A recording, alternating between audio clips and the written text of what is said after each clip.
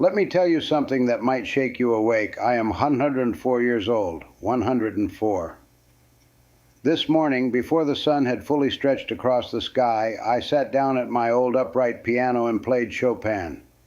The same piece I learned when I was 13 years old, fingers trembling, heart pounding, terrified I would miss a note. Today my hands are spotted and thin, my knuckles swollen with time, but the music is still there. The memory is still there. I can still recite Genesis chapter 1 through 20 without stumbling. I can still tell you every phone number I have ever had. I can tell you what I ate last Thursday, baked chicken, green beans, and cornbread I made myself. People look at me like I'm some kind of miracle, like the Lord reached down and touched my head and said, "You get to stay sharp." No, it wasn't a miracle. It was a decision I made over and over and over again for a lifetime. And I didn't make that decision because life was easy. I made it because I watched what happens when you don't. My sister Pearl was 2 years older than me. She was the gifted one, the kind of mind that made teachers blink twice.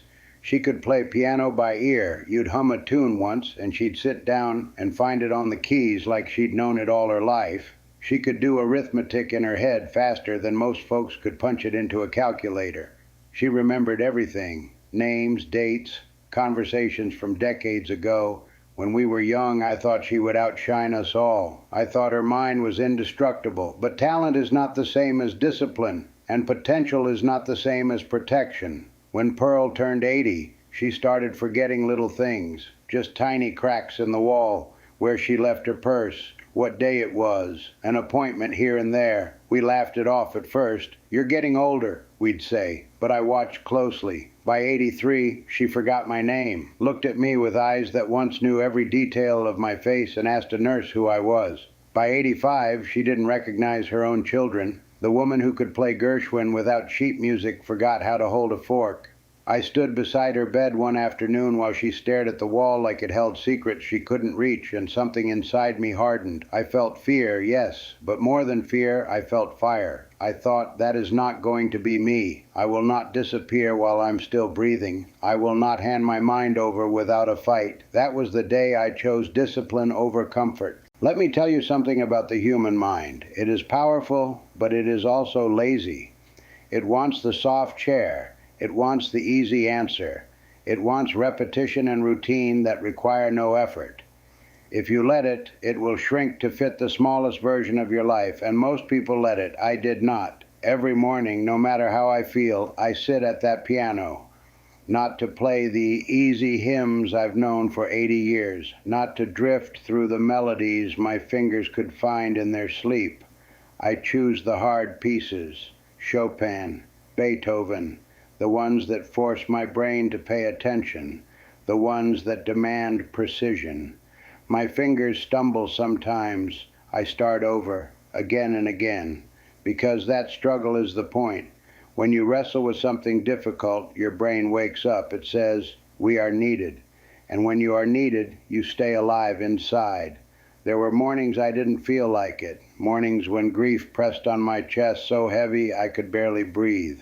I buried my husband. I buried 2 of my children. I buried friends who had walked beside me for half a century. You think I wanted to practice scales on those mornings? No, I wanted to close the curtains and sit in silence. But discipline is not about what you feel. It's about what you choose despite how you feel. That's the difference between fading and fighting. After my husband passed, the house felt like a cave. Every room echoed. His chair sat empty in the corner, and I would catch myself turning to tell him something before remembering he wasn't there. Grief will tempt you to withdraw. It will whisper, "Just sit down. You've done enough. Rest."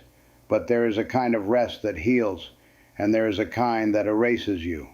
I could feel the difference, so I forced myself to answer the phone, forced myself to go to church, forced myself to sit on the porch and wave at whoever walked by.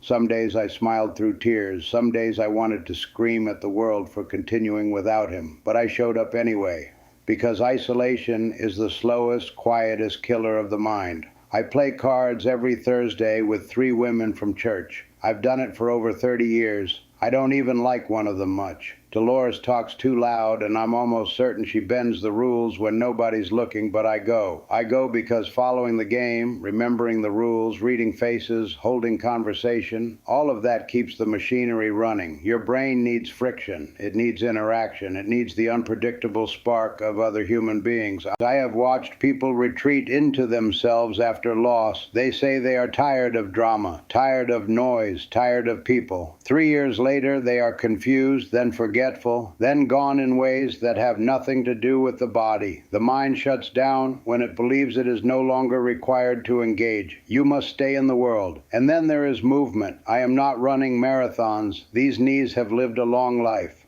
But I move every single day. I walk to the mailbox. I walk around the block. I stand up and sit down and stand up again. Movement is not about vanity. It is about circulation. It is about telling your body and your brain, we are still in motion. We are not done.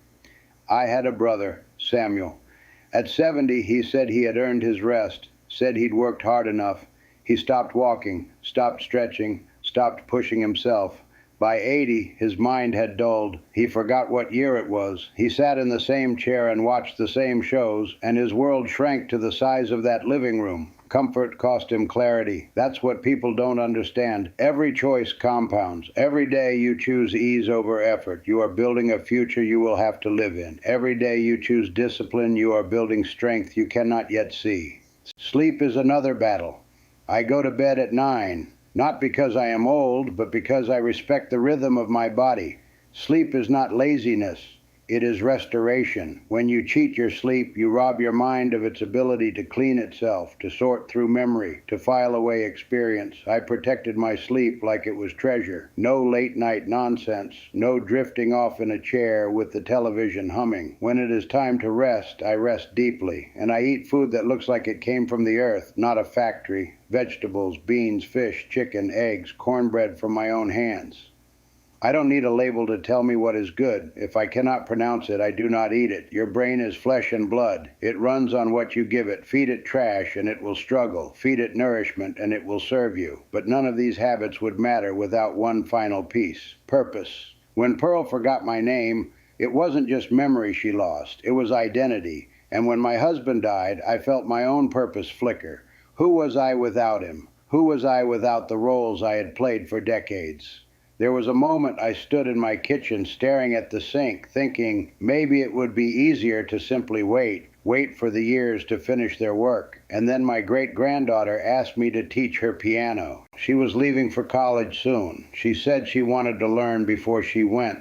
When she sat beside me on that bench, hands small and uncertain, I felt something reignite. I was needed, not in some grand world-changing way, just in a quiet, specific way that belonged to me. That is enough. Purpose does not have to be loud. It just has to be yours. You want to stay sharp. You want to stay alive inside long after the world expects you to fade. Then you must fight for it every day, not with anger, but with action. Challenge your mind. Seek out what is difficult. Stay connected even when people irritate you. Move your body even when it aches. Sleep with intention. Eat with awareness. And wake up with a reason. I am 104 years old. I have stood at more graves than I can count. I have cried until my eyes burned dry. I have known loneliness that felt like winter in my bones. But I am still here. Still learning. Still practicing. Still beating my grandson at Scrabble. Still remembering phone numbers from 1952.